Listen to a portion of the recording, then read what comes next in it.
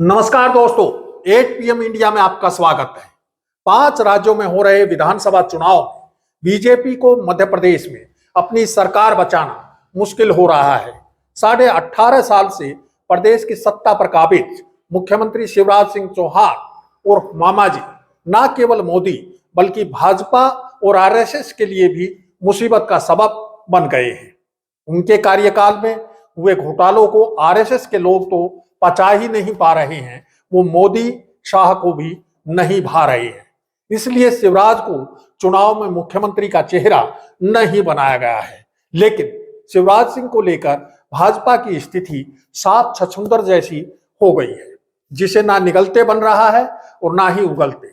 अब हालत यह है कि शिवराज को साइड करने से उनके समर्थकों में नाराजगी और निराशा है। वहीं पार्टी में उनके विरोधी भी नाराज हैं। उन्हें लगता है कि यदि बीजेपी चुनाव जीत जाती है तो शिवराज को मुख्यमंत्री बनने से रोकना आसान नहीं होगा। राजनीतिक प्रेक्षकों का मानना है कि शिवराज सिंह विपरीत हालात में भी स्थितियों को अपने अनुकूल बनाने की बाजीगरी के माहिर हैं।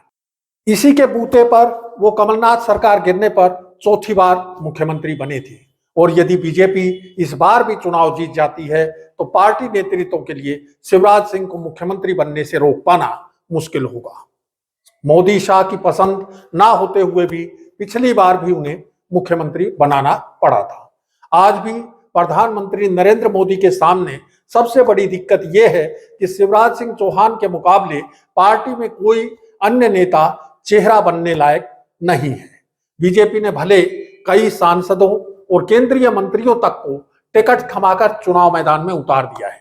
इसके पीछे सोच ये है कि अलग अलग क्षेत्रों में यह दिखाना है कि अमुक बड़ा नेता जिसे मोदी जी ने चुनाव लड़ने भेजा है वो मुख्यमंत्री बन सकता है। उनमें एक नेता कैलाश विजयवर्गीय भी है। विजयवर्गीय खुद हैरान है कि उनके बेटे का टिकट काटकर उन्हें क्यों चुनाव मैदान में उतारा है। इसी तरह की मन स्थिति अन्य सांसदों की है जिन्हें विधानसभा का टिकट थमा दिया गया है। मोदी के प्रशंसक इसे भी उनका मास्टर स्ट्रोक बता रहे हैं, जबकि राज्य में बीजेपी के खिलाफ जबरदस्त एंटी इनकम्बेंसी है। इससे पार पाने का मंत्र अभी तक ना तो बीजेपी के पास है ना ही आरएसएस के पास। प्रदेश में संघ का काडर हताश, निराश और नाराज है। वे शिवराज सिंह चौहान को साथ लेकर चल नहीं सकते और पार्टी के पास दूसरा कोई नेता ऐसा नहीं है जिसे चेहरा बनाकर वे आगे बढ़े। इसलिए प्रधानमंत्री नरेंद्र मोदी के नाम पर वोट मांगने पड़ रहे हैं। ये दुर्भाग्यपूर्ण है कि 18 साल के शासन के बाद भी पार्टी के पास राज्य सरकार की उपलब्धियों के तौर पर बताने को कुछ खास नहीं है। ऐसा नहीं है कि इन 18 सालों में प्रदेश में काम बिल्कुल नहीं हुए। यदि वास्तव में देखा जाए तो राज्य में सड़कों की दशा काफी हद तक सुधरी है। इसकी तुलना यदि हरियाणा जैसे प्रगतिशील राज्य से की जाए तो सड़कों के मामले में मध्य प्रदेश की स्थिति ज्यादा बेहतर है। बिजली और जल आपूर्ति की स्थिति भी काफी अच्छी रही है। शिक्षा, चिकित्सा व अन्य आधारभूत सुविधाओं के मामले में मध्य प्रदेश देश के अन्य राज्यों के मुकाबले काफी पिछड़ा हुआ है। शिवराज सिंह चौहान के कार्यकाल में हुए घोटालों ने मोदी की भ्रष्टाचार मुक्त भारत बनाने की मुहिम को पलीता लगा दिया है। यदि आज प्रदेश के बीजेपी नेताओं की संपत्तियों की आईटी, ईडी और अन्य केंद्रीय एजेंसियों से जांच करवा ली जाए तो भ्रष्टाचार का खुला खेल सामने आ जाएगा।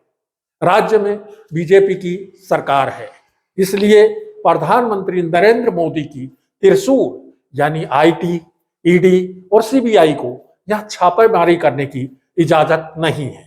राज्य सरकार के भ्रष्टाचार और घोटालों से दुखी संघ प्रचारकों ने अलग पार्टी का गठन करके बीजेपी के खिलाफ मोर्चा खोल रखा है। संघ प्रचारकों के पार्टी बनाने को शुरुआत में इस रूप में देखा गया कि यह कदम बीजेपी से नाराज नेताओं को कांग्रेस व अन्य दलों में जाने से रोकने के लिए उठाया गया है। लेकिन अब ये बात साफ हो गई है कि सरकार के प्रति संघ से जुड़े विभिन्न संगठनों में भारी नाराजगी है। इसका खामियाजा पार्टी को विधानसभा चुनाव में उठाना पड़ेगा। संघ के अंतरंग सूत्रों से मिली जानकारी के मुताबिक संघ नेतृत्व प्रधानमंत्री नरेंद्र मोदी से भी खुश नहीं है। संघ 5 राज्यों के विधानसभा चुनाव में मोदी शाह को भी हकीकत से रूबरू करवाना चाहता है, ताकि लोकसभा चुनाव के लिए रणनीति और तैयारियों में उचित संशोधन किया जा सके। कांग्रेस उम्मीदवारों की पहली सूची जारी होने के बाद विरोध के स्वर भी तेज हुए। टिकट नहीं मिलने से नाराज नेता चुनाव मैदान में निर्दलीय उतरने की धमकी भी दे रहे हैं, लेकिन बगावत करके वे बीजेपी में शामिल नहीं हो रहे, जबकि बीजेपी के बागी पार्टी छोड़कर सीधे कांग्रेस में शामिल हो रहे हैं।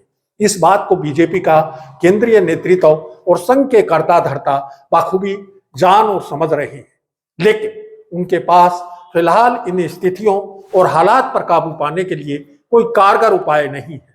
कांग्रेस के बागियों से अरविंद केजरीवाल की आम आदमी पार्टी को कुछ मजबूत उम्मीदवार मिल रहे हैं। आज के एपिसोड में बस इतना ही। जल्द फिर हाजिर होंगे राजनीति के बनते बिगड़ते समीकरणों की समीक्षा लेकर। आपको यह एपिसोड कैसा लगा, इस पर कमेंट करके जरूर बताइए। नमस्कार।